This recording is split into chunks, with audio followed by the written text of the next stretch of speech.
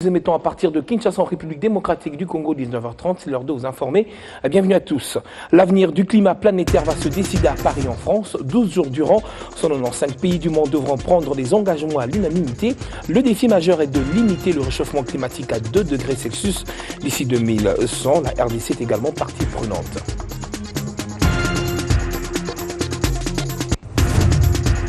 On compte une vingtaine de disparus après le naufrage de l'embarcation Niragongo ce lundi sur le lac Kivu. Les faits se sont déroulés au niveau de la localité de Talingeza. Des sources concordantes renseignent également qu'il y aurait été rescapés. Également, dans l'actualité de ce début de semaine, l'adresse du chef de l'État sur la convocation imminente du dialogue fait réagir déjà la classe politique et également la société civile. Les avis sont très partagés sur le contenu du dit discours. Des réactions à suivre dans ce journal.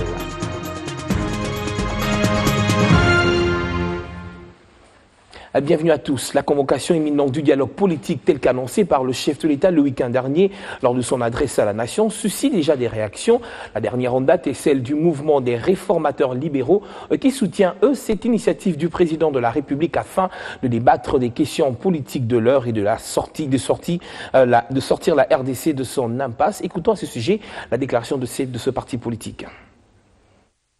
Nous, membres du mouvement des réformateurs libéraux MRL en sigle, parti politique œuvrant au sein de la majorité présidentielle, réitérons notre soutien indéfectible au président de la République, Joseph Kabila Kabange, autorité morale de la MP.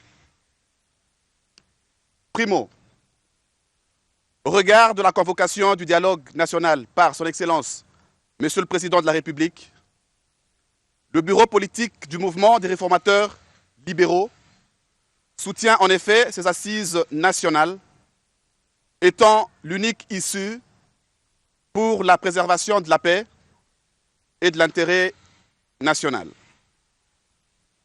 Segundo, le bureau politique du MRL félicite le président de la République pour son sens dévoué du patriotisme en exprimant son souci majeur sur l'inclusivité du dit dialogue avec l'acceptation du co-médiateur étranger.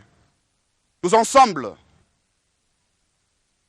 forts de notre devise, la liberté de réformer dans l'amour, luttons pour la paix, la démocratie et le développement de la République démocratique du Congo. Et au nombre de ceux qui soutiennent justement également la tenue du dialogue national, on note ceux des anciens étudiants de l'Université catholique de Louvanium, de l'Université du Zaïre et de l'Université de Kinshasa. Ces derniers se sont réunis le week-end dernier pour débattre de la question et voir la possibilité de leur probable participation à ces assises, mais également au cours de leur rencontre, ils ont débattu d'autres questions concernant leur amas alter. Comme chaque année, la tradition a été une fois de plus respectée au sein de l'Association des anciens étudiants de Lovanium, UNASA, Unikin et Moamba. La rencontre annuelle de l'ALMA tenue ce dimanche a été ponctuée par une messe d'action des grâces et une conférence débat. Actualité oblige, les participants à cette rencontre ont lors des échanges évoqué les questions politiques de l'heure, notamment l'organisation du dialogue. En tant que signataire du manifeste de la société civile pour le dialogue citoyen, il était important de donner la quintessence de cette prise de position aux autres membres de l'association. Pour nous, les problèmes du Congo ne se limitent pas à ce qui est conjoncturel, les élections, les financements, la sécurité. C'est plus profond que ça. Nous pensons que ce dialogue doit être l'occasion d'aborder les questions, bien sûr conjoncturelles comme cela, mais surtout les questions de fond qui sont derrière ces problèmes apparents. Du choc des idées jaillit la lumière, dit-on. Cette association entend multiplier ces genres de rencontres en vue de contribuer au développement du pays. Je pense qu'à partir de cette réunion, nous allons mieux nous organiser, nous retrouver, avoir non pas seulement une fois par an une messe. Je crois qu'à ce moment-là, nous pourrons non seulement nous rencontrer, nous retrouver, mais voir ensemble ce que nous pouvons faire. Le dialogue citoyen tel que souhaité dans le manifeste de la société civile est celui prôné par l'association ALMA. L'élite congolaise voudrait à travers ces échanges discuter de l'avenir du pays. Les réactions à ce sujet à suivre, je vous le disais, nous allons prendre l'invité du journal pour en parler une fois de plus.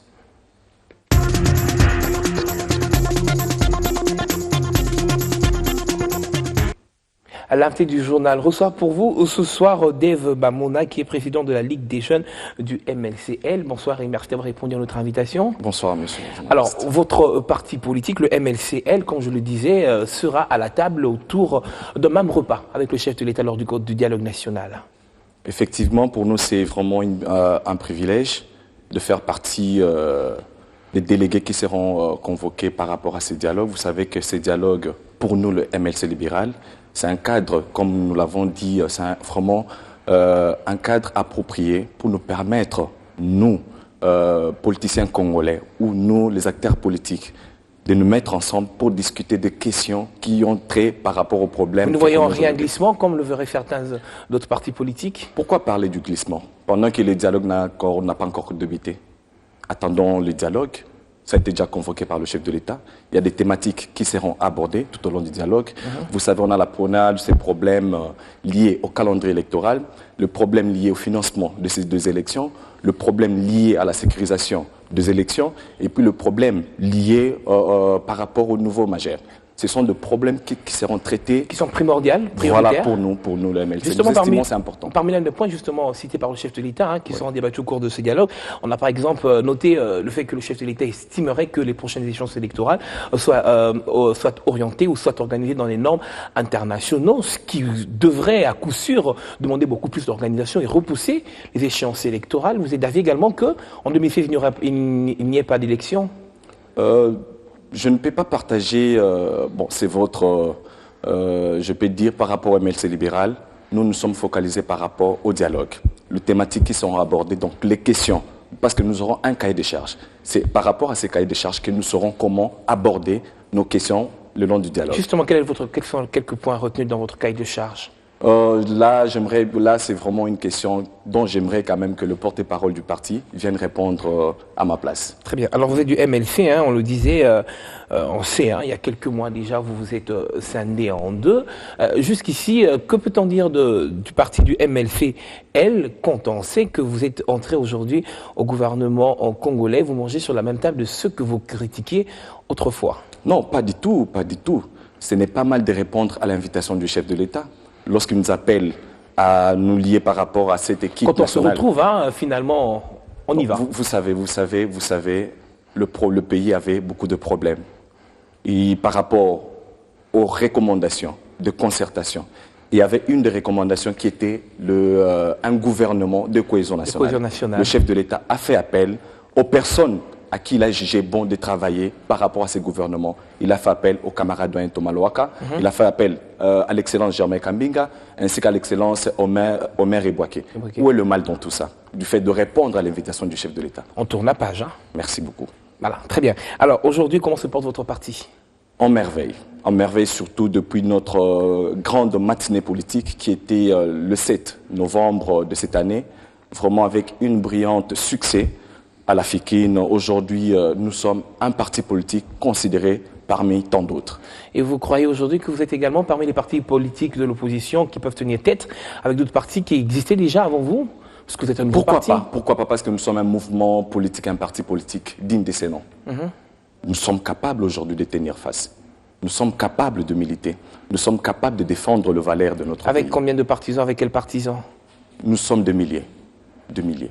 À compter dans la ville de Kinshasa également à l'intérieur, vous êtes déjà? Mais déjà, les statistiques, si je me rappelle très bien de la CENI, par rapport au dépôt des candidatures, nous sommes placés en 3e position.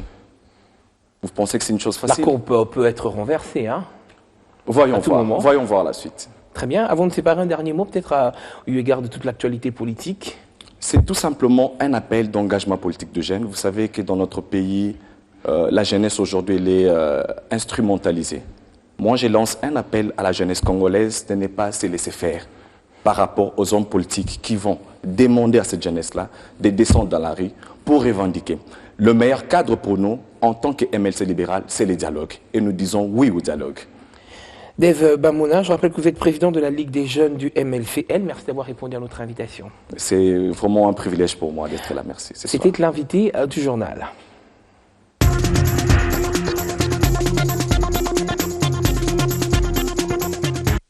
Toujours à ce sujet, les partis politiques affûtent donc leurs armes en rapport avec les différentes échéances électorales qui se profilent à l'horizon.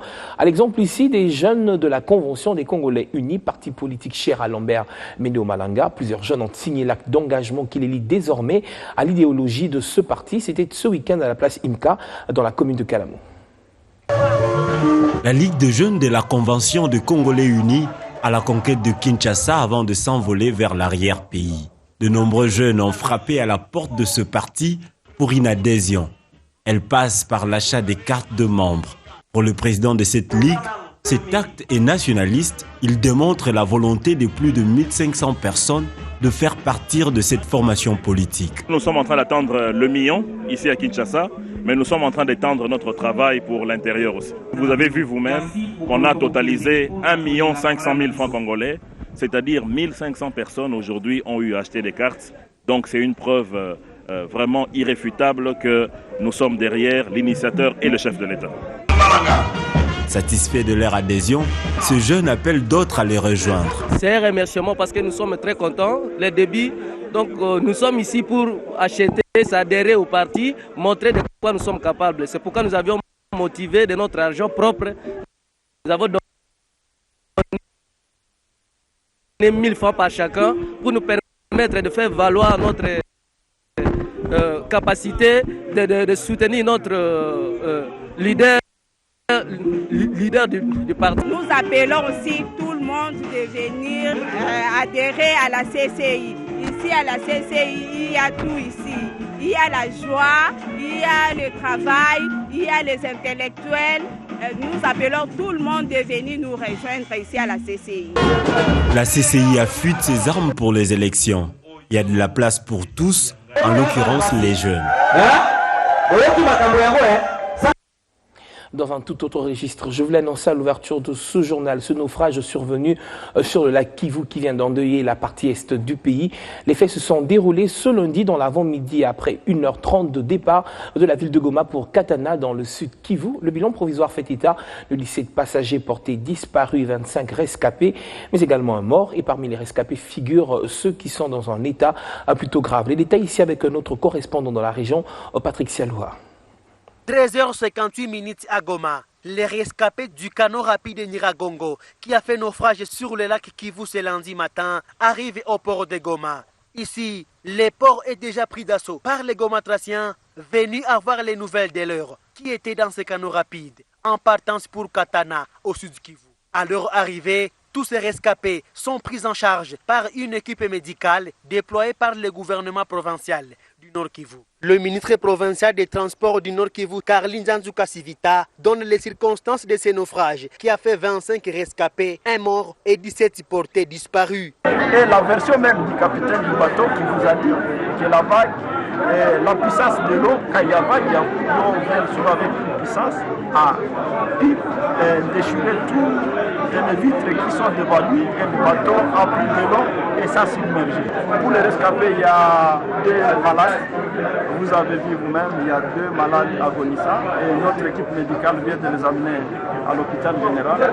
Nous pensons que Dieu aidant, leur vie sera sauvée. Les probabilités pour retrouver les bateaux submergés dans le lac Kivu avec 17 personnes sont très maigres, affirment les patrons des transports en province. Mais nous savons aussi que nous n'avons pas toute l'expertise voulue.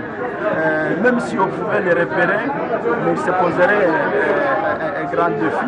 Comment tuer ces bateaux de la profondeur du lac Kivu que vous connaissez, qui est appelé par beaucoup de gens que c'est un lac profond.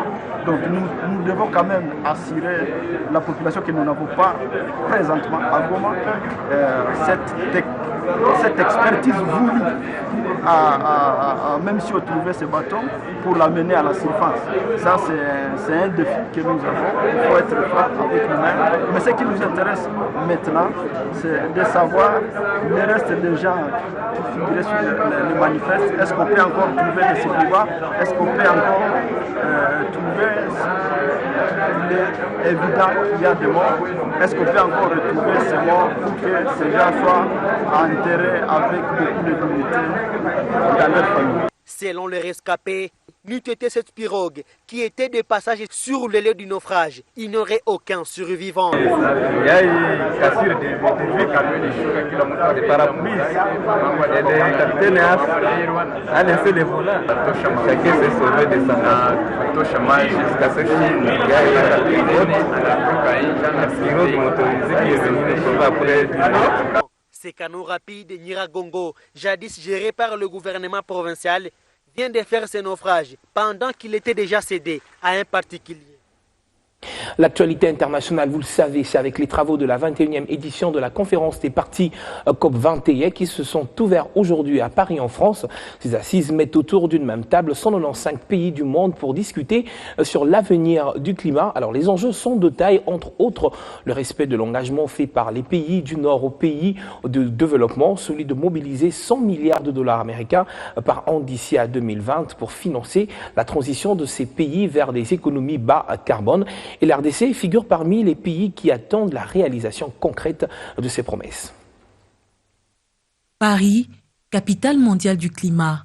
La 21e édition de la conférence des partis est sujet d'engouement. Environ 150 chefs d'État et 159 pays prennent part à la grande messe sur les enjeux environnementaux ouvert ce lundi au Bourget. Ce sommet dit de dernière chance est censé dicter la politique écologique à venir sur l'échelle mondiale.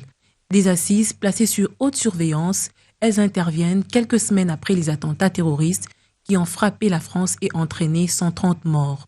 Pour François Hollande, les pays doivent se mobiliser pour faire face à ces deux fléaux, le terrorisme et les changements climatiques. Il s'agit de l'avenir de la planète, de l'avenir de la vie.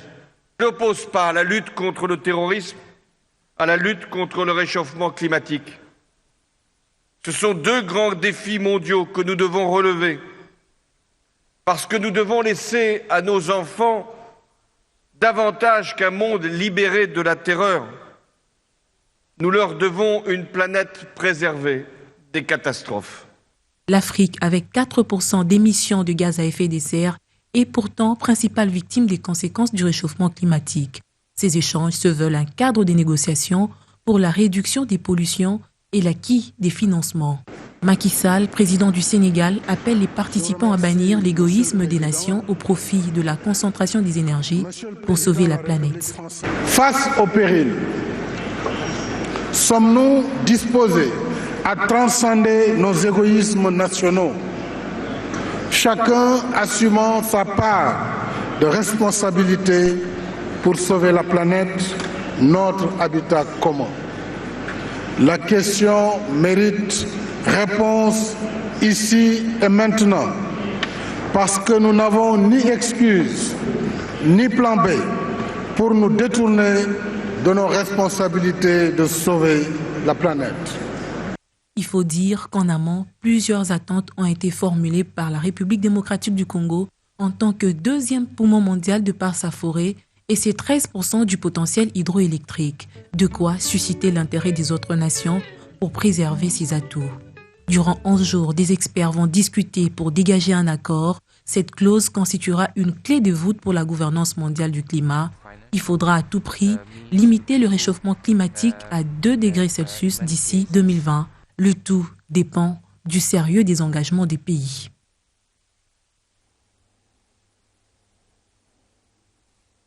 L'enjeu est de taille pour la République démocratique du Congo et pour marquer justement les attentes du pays à ces différents échanges de 12 jours. Une marche pour le climat a été organisée ce lundi dans l'avant-midi par la Green Team, une marche à laquelle a pris part les étudiants, des artistes, musiciens et bien d'autres personnalités de divers secteurs. Suivez. Cette marche a tout un symbole, c'est celui de sensibiliser toutes les couches de la population sur les questions liées à l'environnement. Organisée dimanche à l'initiative de Green Team, Il s'agit d'une marche pour le climat en marge de la conférence sur le climat avec comme but de joindre la voix des Congolais à celle des citoyens du monde pour la signature à Paris d'un accord efficace contre le réchauffement climatique. La dynamique de Green Team soutient en fait les accords de la COP21 qui est donnée aujourd'hui. Nous voulons avoir des accords contraignants pour que demain, la jeunesse puisse diriger un monde qui sera sain et aller dans une vision d'une société à faible carbone et avec faible aussi empreinte écologique. Avec une forêt dont le rôle dans la réglementation n'est pas à démontrer, la RDC a plus qu'une résolution à attendre.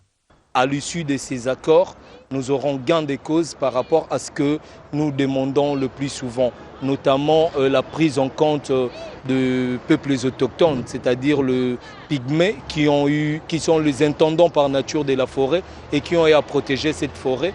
Une marche qui a connu la participation des étudiants de plusieurs universités de la capitale, des quelques stars de la musique congolaise. Partir de la place commerciale à Limité 7e rue a eu comme point de chute la place de l'échangeur sous une ambiance musicale.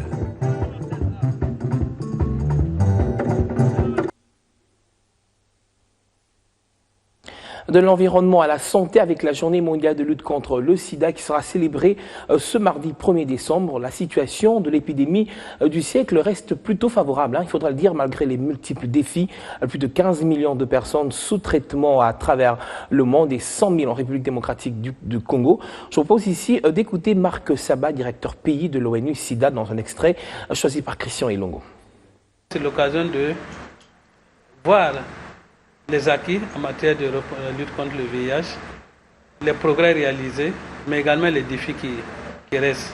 Aujourd'hui, plus de 15 millions de personnes sont sous traitement, grâce à l'engagement de la communauté internationale, mais également grâce aux efforts des pays qui ont mis la lutte contre le VIH-Sida dans leurs priorités, qui ont mobilisé des ressources et qui ont mis en place des programmes pour permettre aux populations non seulement de connaître leur statut sérologique, mais également de bénéficier du traitement, de la prise en charge, sans compter les programmes aussi de prévention qui ont permis d'éviter des millions de personnes d'être infectées par le VIH. Parlant proprement de la RDC, République démocratique du Congo, je voudrais saisir l'occasion aussi pour féliciter les autorités pour les progrès qui ont été réalisés ces dernières années. Aujourd'hui, nous avons plus de 100 000 personnes qui sont sous traitement. Je crois que c'est important, ça représente environ 32% des personnes qui ont besoin de traitement. Bien sûr, des efforts restent à faire. Et les autorités et les différents partenaires sont en train de travailler pour que les traitements, la couverture en matière de traitement puisse atteindre 90%, c'est-à-dire d'ici 2020. Améliorer le système de paiement bancaire en RDC, c'est l'objectif de la conférence sur l'inclusion financière organisée ce lundi au Mamling Hotel par la Chambre américaine de commerce. Les opérateurs de la finance invités pour la circonstance dont la Direction générale des impôts encourage la population congolaise à s'adapter à la monnaie électronique. L'inclusion financière via le paiement bancaire facilitée aujourd'hui par la nouvelle technologie. La question a fait l'objet d'une conférence qui a réuni les opérateurs de la téléphonie mobile, les sociétés de maintenance des réseaux, les banques et l'administration fiscale. Rencontre initiée par la Chambre américaine du commerce dans l'objectif bien entendu de promouvoir les systèmes modernes de paiement par carte et les mobile banking. L'Afrique du Sud n'a rien que le Congo n'a pas. Moi, je trouve que le Congo, c'est le plus grand pays d'Afrique. C'est pour ça que j'ai laissé mon pays pour venir ici. Je ne veux pas quitter l'Amérique pour venir dans un petit pays. Moi, je pense donner la chance aux Congolais de rentrer dans un monde digital qui va leur permettre de transiter de manière plus rapide et plus sécurisée. Nous sommes là tout le temps en partenariat avec l'État congolais pour justement créer ces opportunités-là et que les revenus, les entrées reviennent à l'État congolais. Les experts fustigent le système de paiement cash qui est le plus important en RDC et recommandent cependant à tous les opérateurs impliqués dans la finance à faciliter les transactions interbancaires et à l'État de jouer son rôle de régulateur. L'État absolument doit être leader. Et appeler les opérateurs économiques, leur faciliter la tâche, que ce soit à travers les importations, ou que ce soit à travers une réglementation, que ce soit à travers des textes juridiques. L'État doit être leader, il est partie prenante. La monnaie électronique présente plusieurs avantages, même dans la traçabilité des droits fiscaux. Elle facilite par exemple le recouvrement des impôts qui sont automatiquement reversés dans les comptes du trésor public. Les étudiants chrétiens de l'université de Kinshasa ont été sensibilisés le week-end dernier sur la prise en charge pour une bonne intégration universitaire. L'initiative est du groupe Unikin pour Christ. L'intégration et la prise en charge de l'étudiant pour la formation intégrale universitaire, tel est le thème de la rencontre de sensibilisation des étudiants de l'université de Kinshasa. Initiative du groupe de prière Unikin pour Christ avec le concours du comité de gestion. Les étudiants sont appelés par les différents intervenants à combattre les antivaleurs qui ont élu domicile dans le milieu universitaire, notamment le phénomène de points sexuellement transmissibles et la corruption. La foi que j'ai en moi pour Christ m'a convaincu que c'est la bonne base pour sensibiliser les étudiants et même pour organiser avec eux un bon encadrement dans leurs études. Nous sommes en train de combattre les divisions dans la vie chrétienne. D'abord, c'est un. Nous voulons qu'à l'université de Kinshasa, tous ceux qui se disent chrétiens, que nous soyons unis. Cet amour du Christ d'abord. Les participants à cette conférence ont émis le vœu de voir cette plateforme organiser d'autres activités du genre pour outiller les étudiants sur les différentes situations. Tu peux fournir autant d'efforts et à la fin, comme ça, il y a toujours des problèmes qui surgissent. Mais j'ai vraiment aimé ce sujet. Je crois que si ça continuait comme ça, peut-être que les anti-valeurs n'auront plus d'influence sur nous. Comment bannir les anti-valeurs au sein de l'université. Et les éminents professeurs ont eu à parler là-dessus. Nous avons vraiment aimé. C'était un très bon sujet qui vient aussi résoudre beaucoup de problèmes au sein de l'université et qui aide aussi l'étudiant à être conscient par rapport à son rôle. Unikin pour Christ est une plateforme qui regroupe les différentes structures de jeunes étudiants ressortissant de diverses églises chrétiennes, mais évoluant au sein de l'université de Kinshasa. Ces jours d'activisme sur la lutte contre toute forme de violence faite aux femmes et aux filles, c'est jusqu'au 10 décembre prochain et l'occasion pour le RENADEF, justement le réseau national des ONG pour le développement de la femme, de lancer la campagne pour la réduction de la mortalité maternelle, mais également infantile. Les réseaux nationaux des ONG pour le développement de la femme relèvent la problématique de la mortalité maternelle et infantile. C'est l'objectif du lancement de la campagne sur la réduction du taux de mortalité. Une femme ne peut pas perdre la vie lors de l'accouchement. Cette activité s'inscrit dans le cadre du 16 jours d'activisme sur la lutte contre toute violence faite aux femmes et aux jeunes filles. Comme vous le savez, c'est un problème très récurrent dans nos communautés. Il y a des femmes qui meurent en voulant donner la vie. Et ça nous a interpellés et nous nous sommes dit, nous devons nous engager quand même pendant 2 ans pour travailler efficacement aux côtés du ministère de la Santé et des autres partenaires pour que nous puissions contribuer à relever ces défis. Relever ces défis demande l'implication de tous. Sensibiliser les hommes et les femmes sur comment ensemble ils peuvent marcher pour arriver à relever ces défis. Donc je pense que ce combat, c'est un combat multisectoriel qui demande à ce qu'il y ait des efforts conjugués de tous les partenaires. À noter que le réseau national des ONG pour le développement de la femme fête ses 10 ans d'existence. Ce journal, merci à vous de l'avoir suivi. Je vous retrouve à 23h30.